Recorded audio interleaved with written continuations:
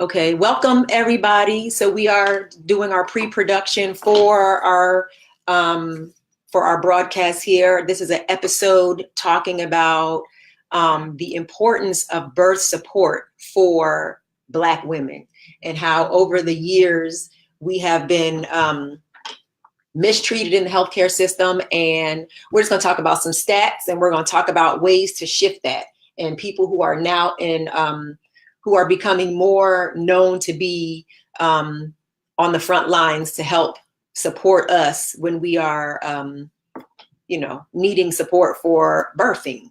So we will wait for Jessica to count me down, and then I'll get to it.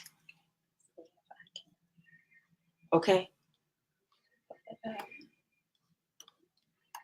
Okay. Welcome to the Sanctuary. You're listening to DC Radio 96.3, HD4, and DCRadio.gov. I'm Wendy Cherry, the host of the Sanctuary radio show. And today's show is really special. We will be talking about the fact. Now, dig this. This is a fact. Black women are 243% more likely to die from pregnancy or childbirth-related causes. That's crazy. That's crazy. So I have a guest in the studio today. Her name is Muneera Fontaine, and she is the owner of A Peaceful Earth, Graceful Birth. And it is a company that works with wombs across the continuum. So we're going to delve into that because that sounds amazing. She wears many hats as a birth and postpartum doula, and we're going to ask what a doula is. Okay. A childbirth educator, a peer lactation consultant, and a certified womb sauna practitioner and early interventionist of children with special needs aged birth to 4. So you wear a lot of hats, ma'am. I do. Yeah. I do. Okay. And she believes that wombs should be supported to birth gracefully. And that means with the freedom to determine what form their birth will take instead of having it dictated to them. So the first question I have for you is, where were you in 2002? What the heck? Where was you? I haven't gone on my journey yet. Oh my gosh, 2002, 2001. So why this topic was important to me was a few different things, because I've been hearing it in the news. So we've been hearing about, being more in tune to Black women and their issues with the lack of care in the healthcare community in the West, right? We're looked at in a different way. Some of our symptoms are not believed. And so Serena Williams was having a pulmonary embolism. She was having something, and she had to fight for her life because she knew her body and she knew that she'd experienced this situation before. Mm-hmm. Right. And so she knew that she needed to get some help, and she knew there was something that could be done that could help her. And told them specifically, I know what this is. This has happened to me before. This is what helps it. And they still did not believe her. So now they were probably psyched to have her in their hospital. They probably wanted to get autographs and all those things. But when she started to tell them what she needed and what she was experiencing, they had a little pushback. So one, and I am pregnant with the Sid, okay, who is now 16. Mm-hmm. And I woke up one morning and I am in another city. I'm in another city. It's Easter and I'm there for a funeral. And I wake up and I go on this nausea roller coaster. Mm-hmm. It was something that I'd never experienced before. Now, I've experienced nausea before, but not to this depth. And so now I'm feeling guilty because I'm at my in-laws. We're going to a funeral of a family member and I can't get off the floor. Mm-hmm. And so I did the best I could. It was hot. Everybody was grieving. And I was in a state in my body that I'd never experienced before. Now, I didn't know I was pregnant at this time. fast forward, I realize I'm 7 weeks pregnant, and I have what they called hyperemesis gravidarum. I ain't never heard of such in my life, right? So it's so interesting. I mean, I lived it and I survived it, and I'm saying I survived it. Yeah, so let me tell you what the definition of hyperemesis gravidarum is. It is a pregnancy complication that is characterized by severe nausea, vomiting, weight loss, and possible dehydration. No, I was dehydrated straight up. Signs and symptoms may also include vomiting many times a day and feeling faint. I am textbook. I'm textbook. Hyperemesis gravidarum is considered more severe than morning sickness. Often symptoms get better after the 20th week of pregnancy, but may last the entire pregnancy duration, which is what happened to me. Now, let me just say this. This was 2001. I just did this research this morning, and it says the exact causes of hyperemesis gravidarum are unknown. No. So now you mean to tell me 16 years later, we still don't know what the causes are, right?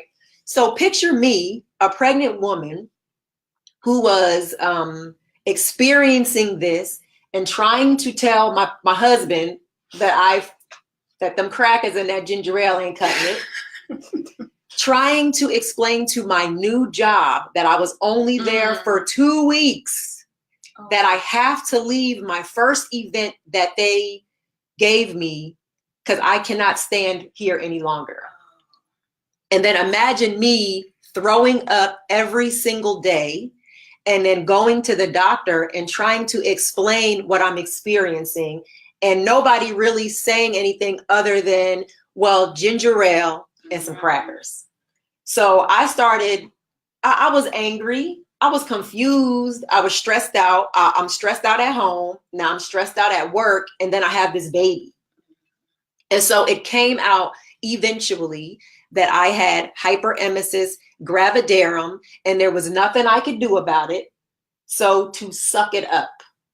That's what I was told. I'm just going to have to suck it up. And so I'm 7 weeks into my pregnancy. And so now emotionally and mentally, I'm saying, I am going to have to go 10 months or 9 more months, knowing that as soon as I open my eyes in the morning, I get on like the Anaconda roller coaster. Mm-hmm. And there's nothing that helps it. So I threw up all the time. And so I threw up so much that my veins were gone. There were no more veins. There was no blood in the veins. And so dehydrated. I was dehydrated. So we went to the hospital every other day. And then they put me on what was called a PICC line. Mm-hmm. So I had a PICC line. It was just fluids, the bags of fluids. And I was on it for 12 hours out of the day. So from 7 p.m. when I came home from work, because I needed my check. So I went to work. I had my little spit cup. I had my spit cup, and I'd have it at my desk. My coworkers knew to move out the way if they saw me running to the bathroom, because they knew I was going to throw up, and I just couldn't eat. So I would drink Boost to try to keep something on my belly and try to give me some nutrients. And so the PICC line came. So from 7 p.m. to 7 a.m., I was on this PICC line. And in the middle of the night, every 6 hours, I would have to switch it. Be pregnant with this PICC line, trying to reattach it to my port that they put in my arm, and being like totally traumatized by the entire experience. So I had to be on this PICC line. Oh, sorry. For a month. No, I was just on it for a month. And I mean, I don't know why they stopped it, but they just said I still had the symptoms. I was still throwing up. So I learned to cope. And this is what I did. So my sister-in-law, Bridget, shout out to Bridget. She said, Wendy, you have to deal with it. Because we didn't know what else to do. So she said, throw up and go back and do what you have to do. Because that's really was my option. I didn't have no Muneeras. I didn't even know nothing about y'all. So that's what I did. I would try to eat a little something, and then I would throw what was going to happen anyway. And then I saved, so I halved all my food. I ate one half, threw it up, and then sometimes the second part would stay down. I couldn't stand smells. Smells were, it was so traumatizing. I couldn't do mint. I couldn't do peppermint. I couldn't eat like solid food. So the Boost and Me and Flintstones vitamins, that was my diet. Yeah, because I couldn't take those maternity pills because they already make you sick. So I couldn't do those. So now I got people side-eyeing me saying, what's really going on with her? So then somebody said it's a psychological thing. So I'm thinking, and I know that there is a less than 2% of women in Canada and the United States experienced it back then. I don't know what the numbers are now, but there was I don't know if it was Virginia Woolf, or there was a woman who was a writer back in the 1700s who first documented it.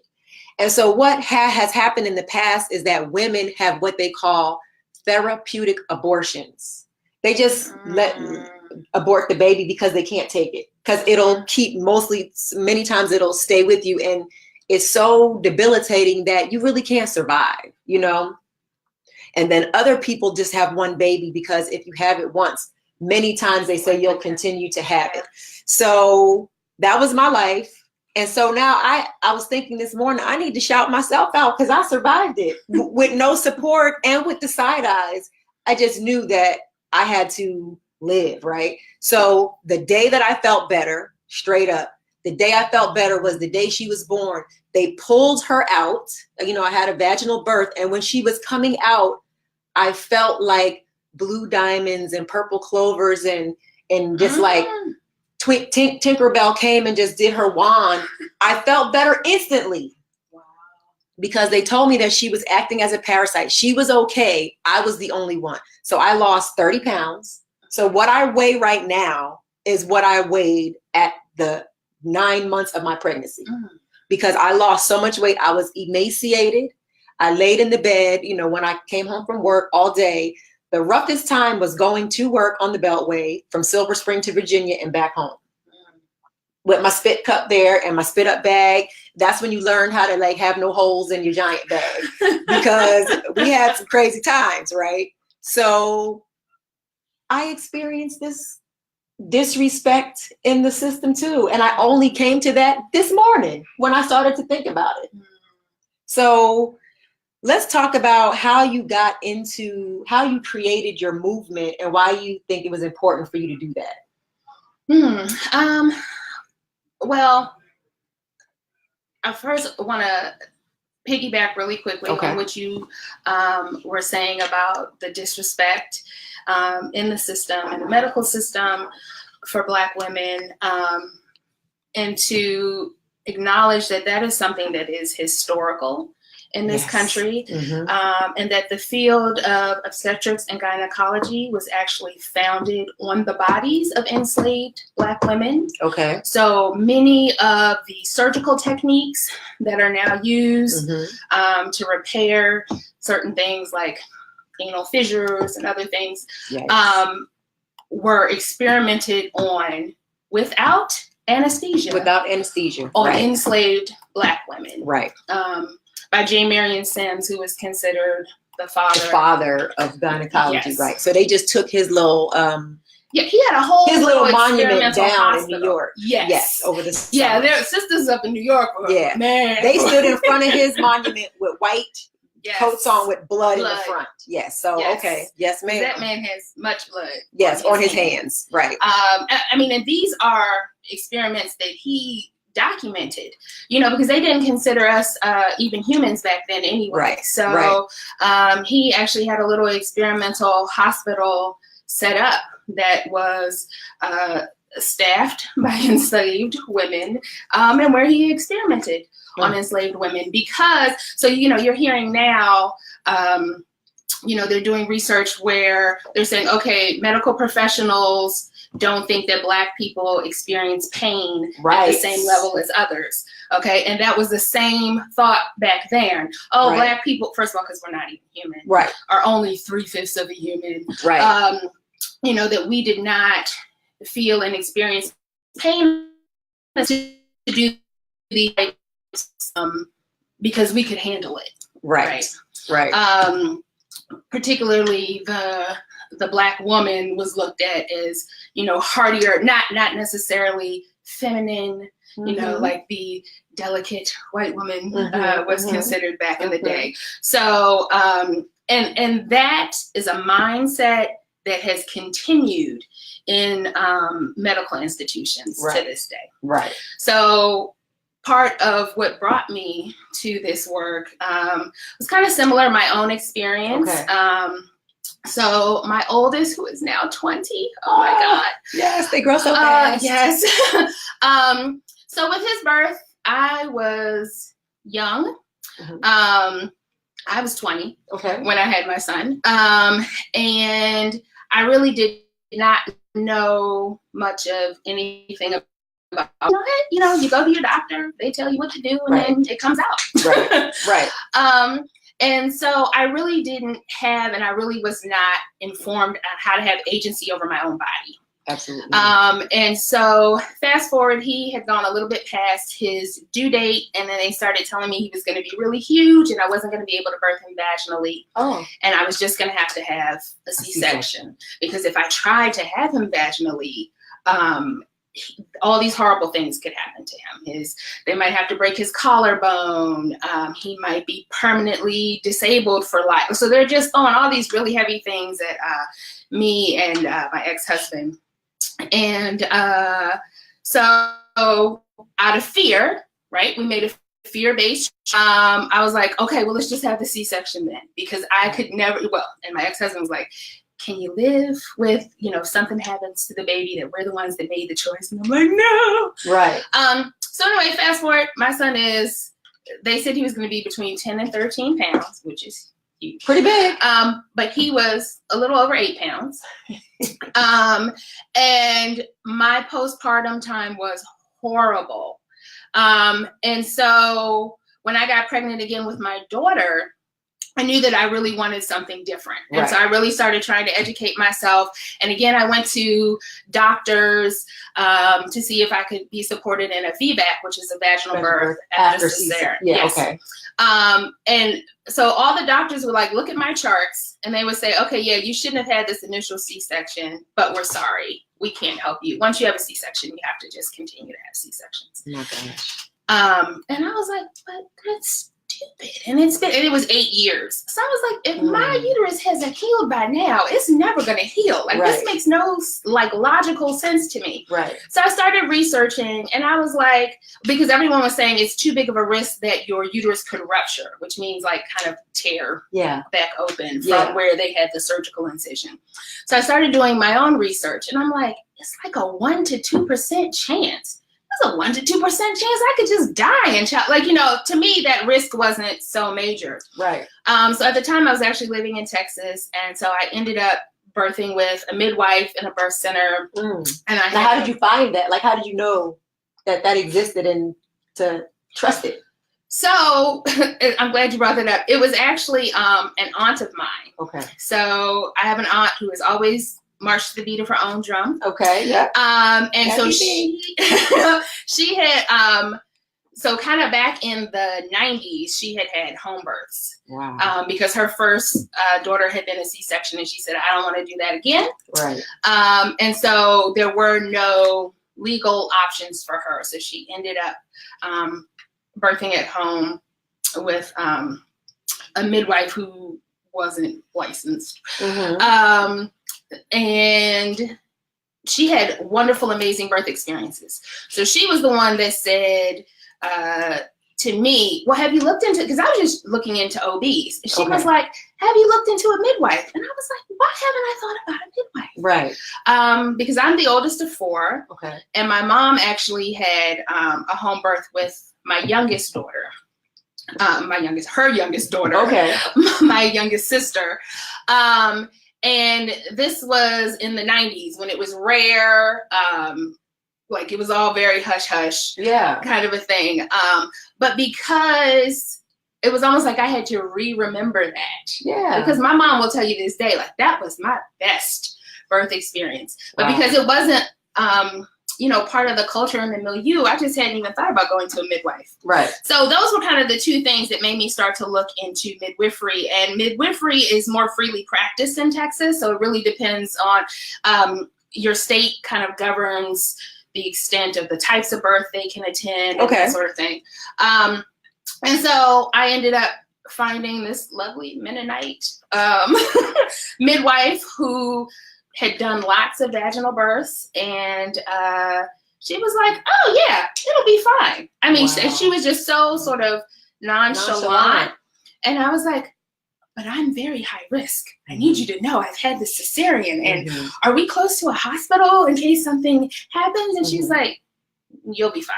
Right. Like this is what I do. Yeah. She's like, I've been doing this forever. Her mom, she was the oldest of 10.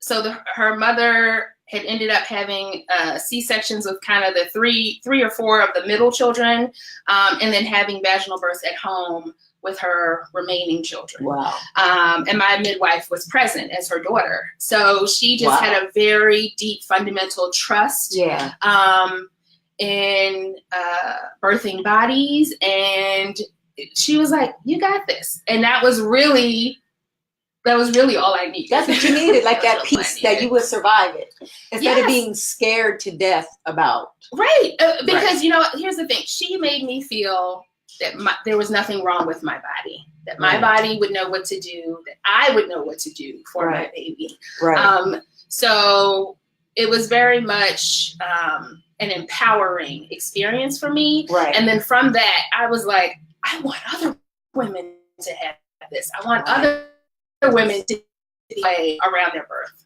Right. So that's interesting that the concept that you are okay, the concept that your body would know what to do and whatever. So I felt more pitiful. I felt more pitied. And then I was just like emotionally distraught with the whole process, physically exhausted, emotionally, spiritually distraught because this was happening. And this ain't how I see it on TV. Right. You're supposed, and that this was before the whole social media. This is back in the day where I ain't have them pictures with the belly. And, I didn't have all that. So what I remember the most was that I had to switch doctors 3 times. And so the second place I had to go to like a large, well-known medical facility right here in Silver Spring. And there were some Black ladies there, like the Black ladies who work at the desk and whatever, check us in. And I remember them, what I felt like is that they felt so badly for me because I would always come in just emaciated. I would always come in just like on my last, throwing up all over their where you sit in your sitting area. And then I know that they took care of me as much as they could for like the 30, 40 minutes that I was seeing my doctor and at my appointment and feeling miserable. So what I do know is that they never charged me. They never like ran the card, or they never did anything. And they always would like give me water, which water made me throw up more, but they were trying, you know what I'm saying? So I think that it's, really important to feel like you're empowered through this process and I think through the birthing process, but I also feel through navigating the medical system. Yes. Because I took some stats. And so, Black expectant and new mothers in the U.S. die at about the same rate as women in Mexico and Uzbekistan. That's according to the World Health Organization. In New York City, Black mothers are 12 times more likely to die than white mothers, according to the data. And their risk of death was 7 times higher. So there was a quote from this woman named Reagan McDonald Mosley, and she is the chief medical director for Planned Parenthood Federation of America. And she says, it tells you that you can't educate your way out of this problem. you can't health care access your way out of this problem, and that there is something inherently wrong with the system that's not valuing the lives of Black women equally to white women. So she said a mouthful. She did. One of the things that I think is also important to capture about that statistic is, so that's that includes, so the majority of women in that 243%, 243. are actually women that have died outside of the event, the actual event of childbirth. So they had the child, and then a few weeks later they passed. Right. Or they passed before they even were able to birth their child. Okay, so again, because they're not receiving that support. Right. And traditionally, that support has always been a community-based support. Okay. Versus now we're looking for support from a medical industry. And, you know, our medical model is based on money, right? So it's not based on healthcare as a human right. Right. It's based on a business model. Yeah. It's based on a business model. Right. So money. all of that. Right. So that drives outcomes. That drives where they put their focus and their energy. Yep. Versus really, you know, nurturing and nourishing what's going to be our future. Right. Right. Like, children are our future. This country is a hot mess. Right. So tell me, so you said something about your mom, I think it was, that had a baby, had her home birth, and the lady wasn't licensed. So now let's talk about who was really licensed back in the day to have babies. It was the midwife or the birth, you know, the elders who came in and helped the young woman. Talk to us more about what the culture was, especially in our community. What was that culture like back in the day? Okay, so particularly in the South, the grand midwives, or sometimes you will hear them referred to as the granny midwives, really tended to the birth and care of pregnant women, both Black and white pregnant women. There is some discussion around the term, because while the term granny was used within the Black community as a term of endearment, as a term of respect, when they began to be talked about in the literature as the medical system came to take over, they used the term granny midwife in a very derogatory term. Right. So it was, you know, these old, illiterate, dirty women are coming in here and they don't know how, you know, they're not doing things properly and they're causing babies to die. Because there was a really big push to eradicate midwifery. I mean, they have a problem where they were like, this is how we're going to eradicate midwifery. And we're going, because originally women didn't want to go to doctors and to hospitals, especially Black women. They were treated like crap. So, you know, that's completely different than no. Granny down the street then birthed my mama and all of my aunties. Like, she's the know me. We went to church together. You know, it was a whole completely different relationship with these midwives than it was when they started to push them out and push birthing women into the hospital. Right. I think my mom was born in a house. Her brother was definitely born in a house. And my uncle and my mom's brother were born, well, they're both my uncles, but my cousin and my mom's brother were born in the house on the same day. You know, it's just like, that's what the community did. There was no access to the hospital. They weren't letting Black people come to the hospital back where they were from in Virginia. And so, you know, it's one of those things where it was a part of the culture. So here we go again, you know, taking it away and westernizing disempowering the women, right? Because it was in the household. So all the other women got to see birth as a natural event, right?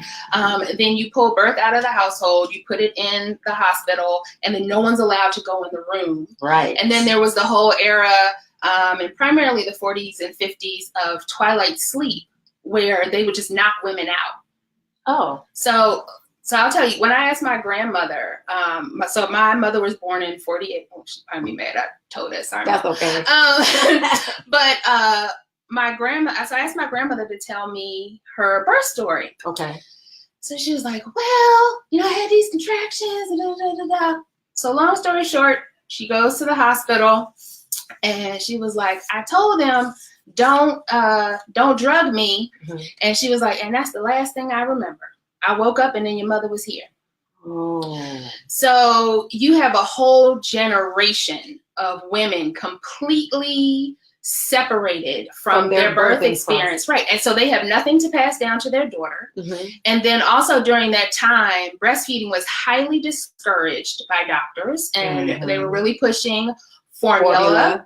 Nestle is evil. But they were really pushing formula as a cleaner, safer alternative to breast milk. So you didn't even have that connection to your child. Wow. And things have kind of been going downhill. Things have been going downhill. But no.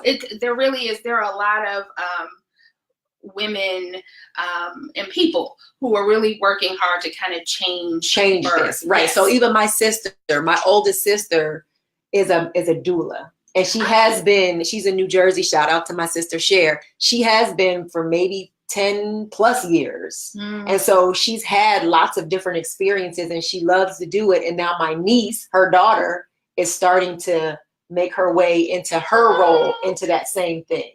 So people are doing it. And that's really what I wanted to have Muneera on for, is to give us hope. Because we have these terrible statistics, and there comes a point when you just got to wake up. You got to wake up and realize that what's happening is not created for us. Mm-hmm. And so we have to take our own health into our hands. And it starts even from when you're birthing.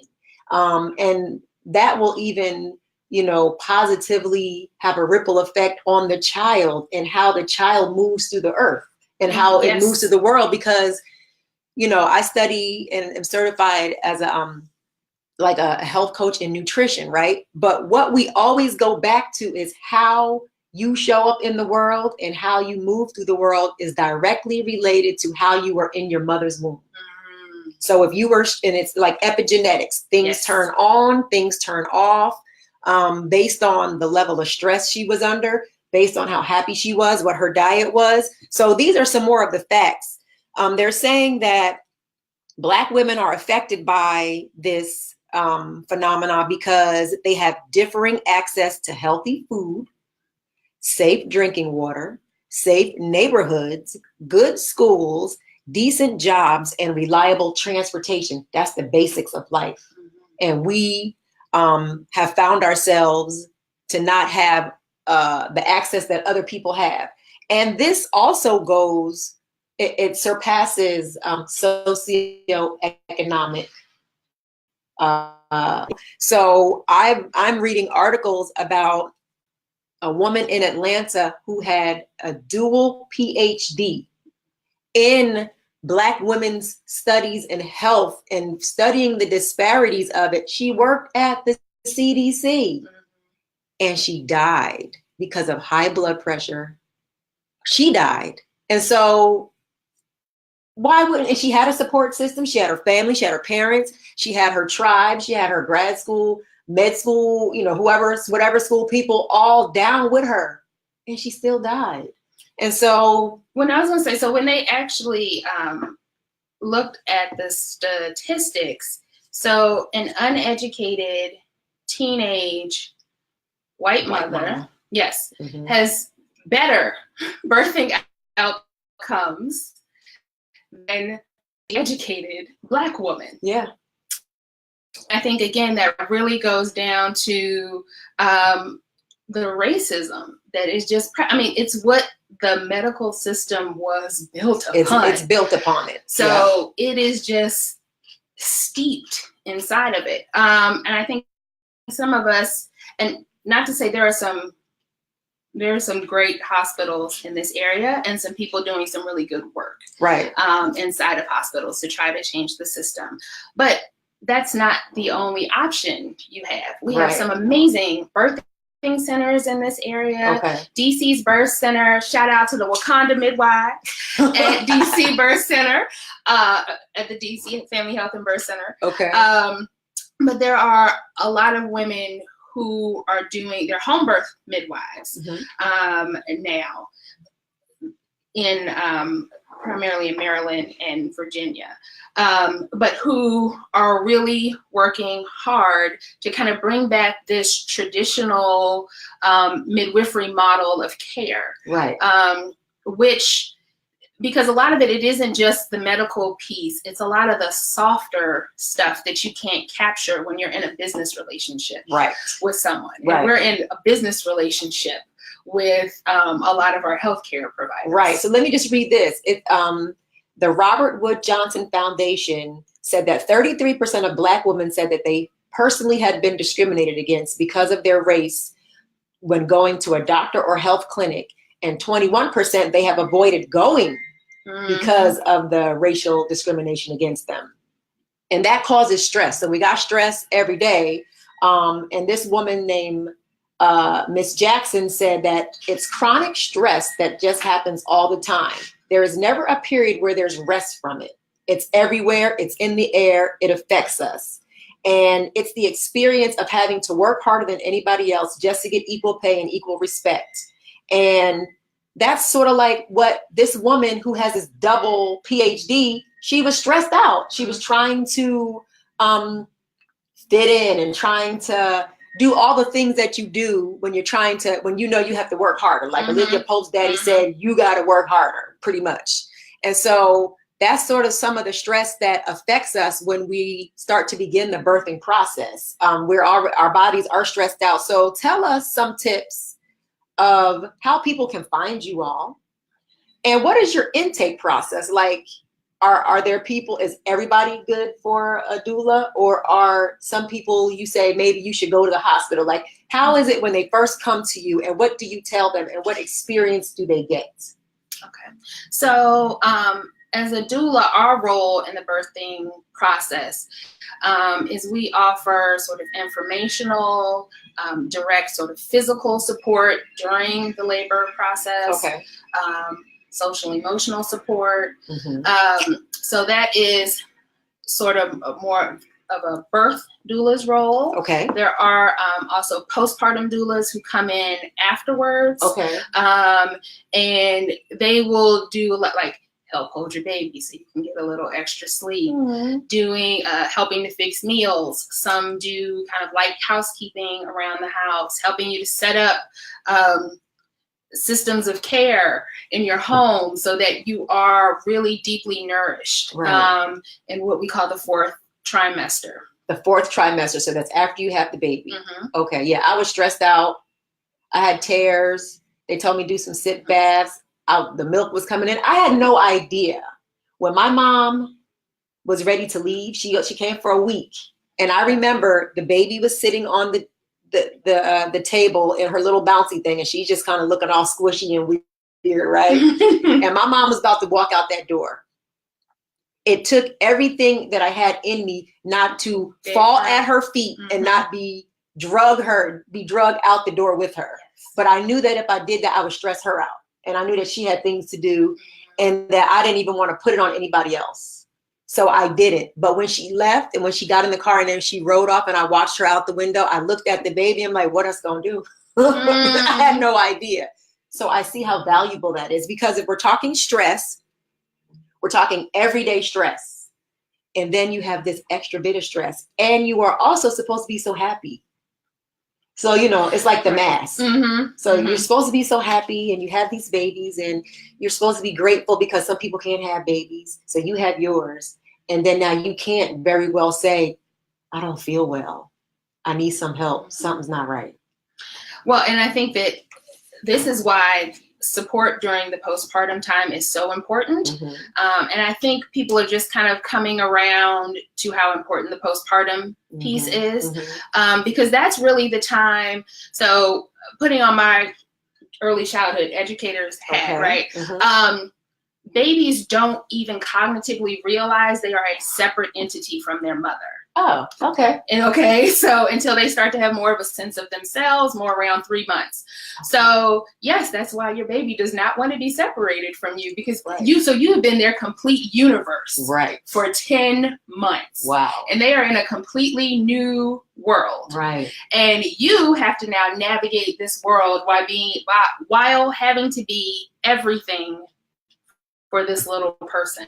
Right. So you really need people to help set up systems of support so that you are available to be able to attend to your baby and to help your baby be the best little human they can be. Right. Like social emotional skills start to develop at birth through engagement with the primary care provider, which is usually right now the mother, but not always. Right. And so we're talking about growing healthy, whole, sane human beings. Right. And that is something that is very important for the future, and why this should matter to this just shouldn't be a woman's issue. Right. This is everyone gets birthed. So Everybody this is birthed, something that everyone should be concerned about. Okay.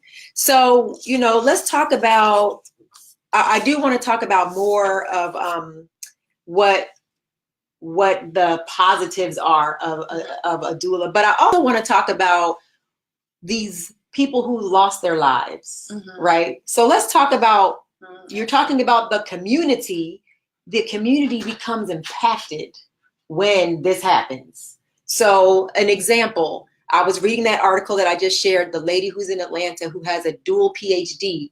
Her mom, who was in her 70s, is now the primary caretaker for a 1-year-old. And she is now, there's a picture of her in the article. This is on NPR, and I'll put the link to the article in the show notes. But she has a trunk of all her mom's mementos and everything, because the lady just died in 2017, I think. And so she has a trunk full of all her mementos and things from school and pictures and everything, and even showing her on the couch with her little belly, with her dog, just in pure joy that she's having this baby, because she did it in vitro. Oh. So yeah, this baby was birthed in vitro. So, but my own personal story is that my mom, so I even brought a picture of my grandmother. So this is my grandmother. Her name is Virginia Louise Bailey. And she died at the age of 22 in something related, someone gone right during her birthing experience. And so she died on January 2nd. So what the story is that think about the holiday, of Christmas and whatever. And this doctor did not have it in him to leave his family to go tend to her over these holidays. And so she passed. So now she was the baby of 8 children. She was 22. It was during the war. And so what happens to a Black family when they lose their baby? Now, mind you, she was on her 3rd baby. She was a married woman. We're supposed to be celebrating here. This is supposed to be celebration, and it turns to tragedy. So nobody ever really spoke anything else about her. So my mom, and so I actually asked for permission to share, and I'm probably going deeper than I thought I would, but I watched my mom grow up and have us. Now, we had a great old time, but I could see underlying that there was something, right, that was missing.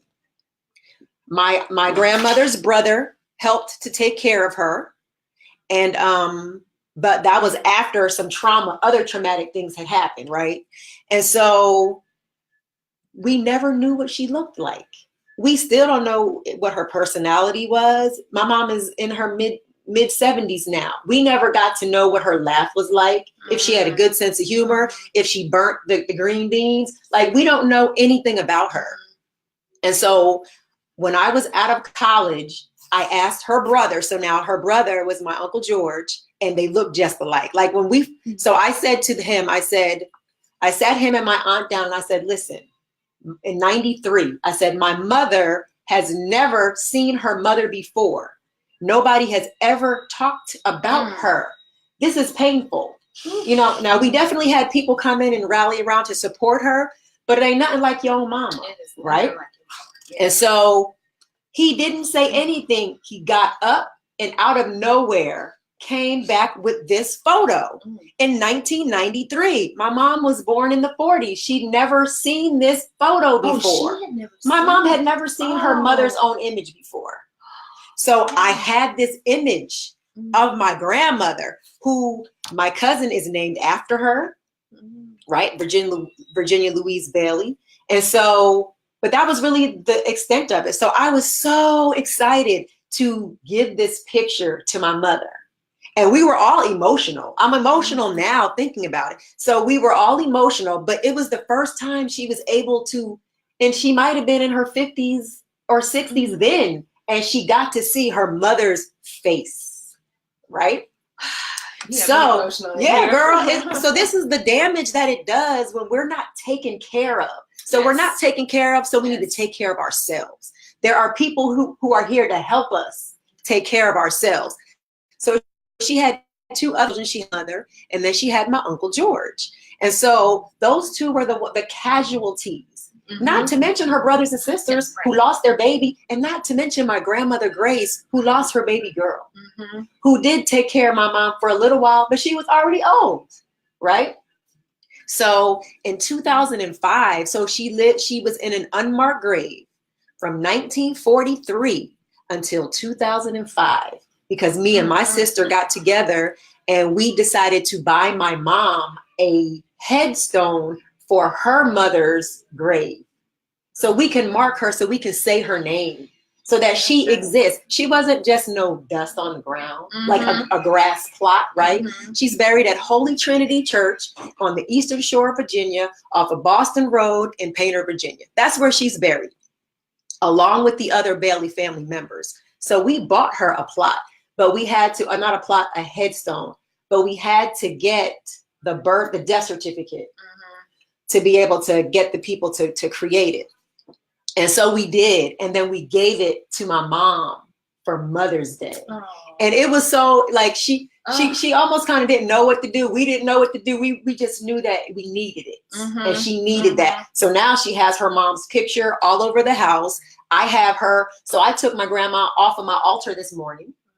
And so I talk to her all the time. I'm like, hey, Grandma, Grandma Virginia, I talk to all my ancestors. So I brought her so that, we remember her. So we also know that this causes a ripple effect. And so I'm trying to disrupt that. And I know you are too. So we're talking about the 200, they're talking. I'm glad that you brought this up, because that whole 243%, that represents not just individual women, right? But like you're saying, this ripple effect. Families. So if they have other children, right? If they're partners, their families, their work, these are people that are being removed as community resources, right? So this is a huge, again, I'm like, this is everyone's problem. Yeah, right. It is. And one of the things that struck me, there were a couple of different articles written about the sister that you were just talking about. It was an NPR one, and it was another one. Yes.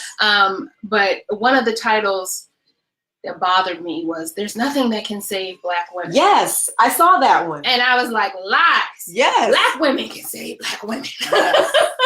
And have been, right? And have been.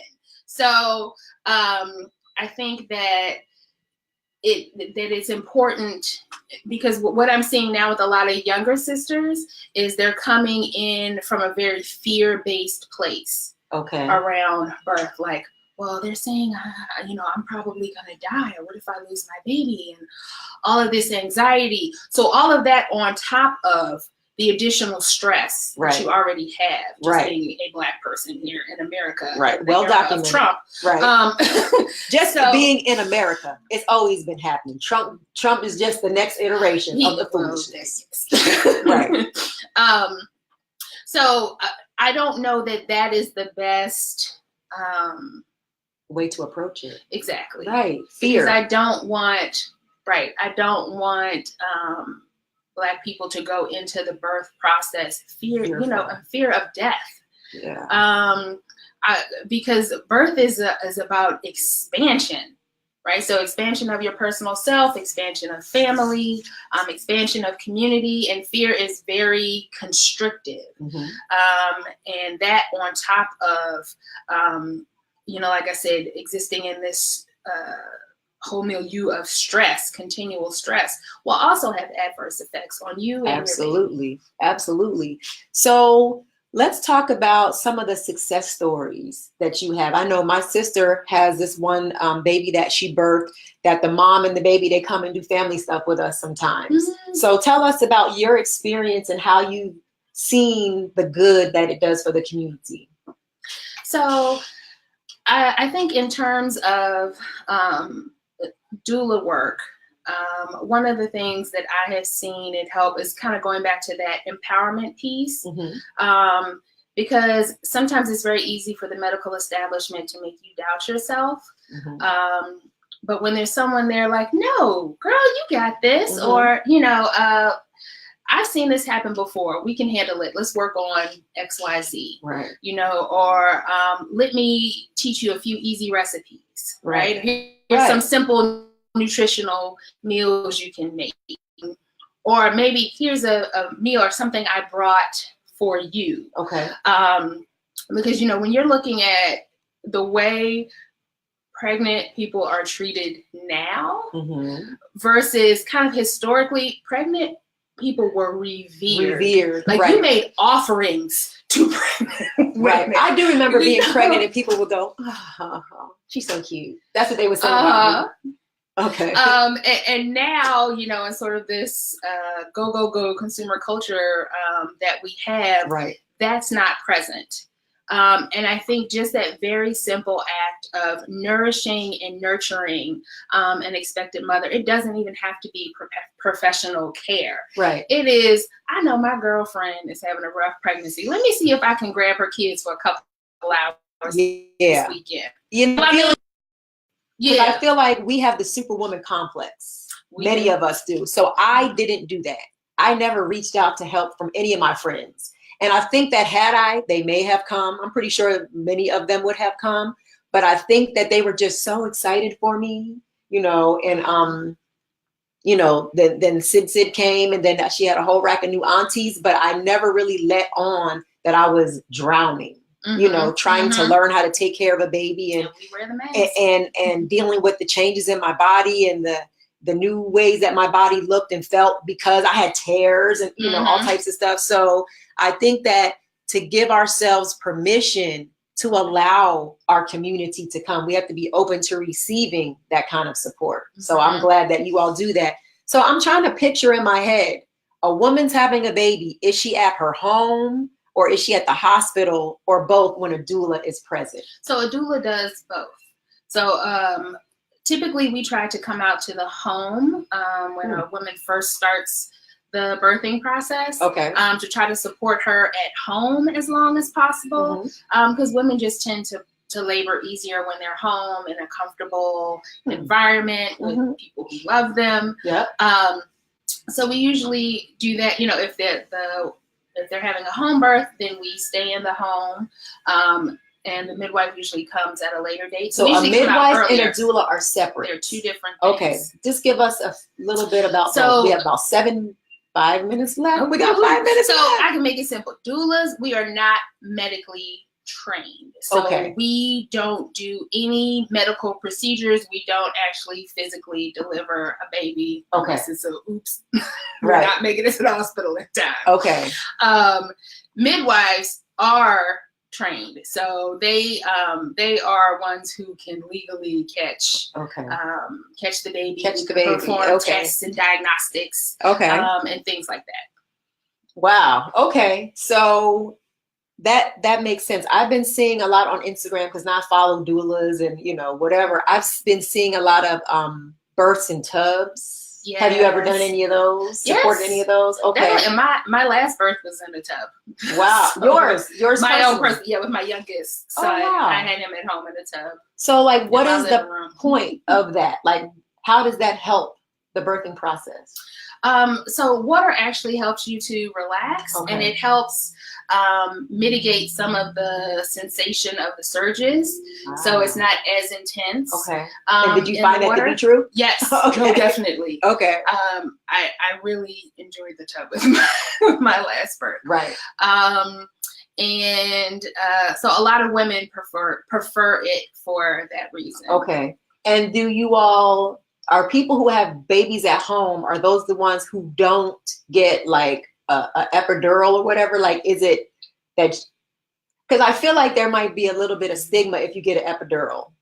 Yeah. So doulas attend, I mean, it depends on the individual, but in general, doulas attend all births, right? Okay. So I really view my role as making sure that you are educated before you make your own personal choice. I can't tell you what's best for your body. Right, okay.